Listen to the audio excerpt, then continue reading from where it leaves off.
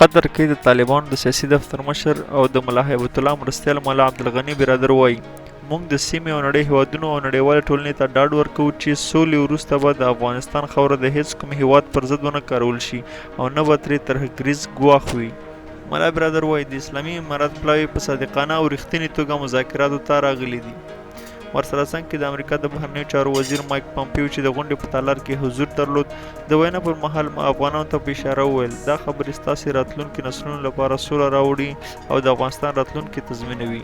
یو بل ته درناوی وکړئ او په اصلي خبرو تمرکز وکړئ. پامپیو وایي دا پروسه ستونزمنه ده. د افغانانو د استازو مسؤلیت دروند دی خو نړیوال ملاتړ لري.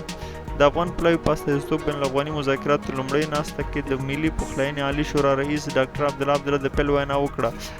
عبدالله وویل جنگ پر جنگ نه ختمیږي، باید د یو سیاسي جوړجاړي له لارې سره سولې ته ورسیږو او نور باید د افغانانو نسل وژنه بنده شي.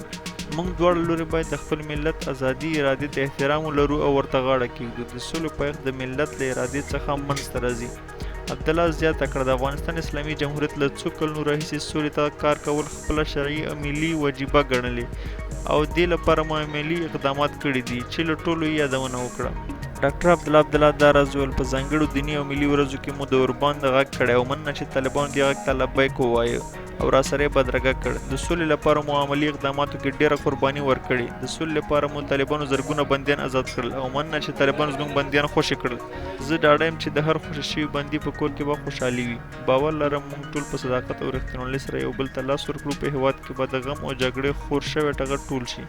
موږ په نیک نیت قطر ته خپل پلاوي سره راغلي وو او هیله مند یو چې دواړو لوري سره سلا شو او هېواد ته سوله یوسو.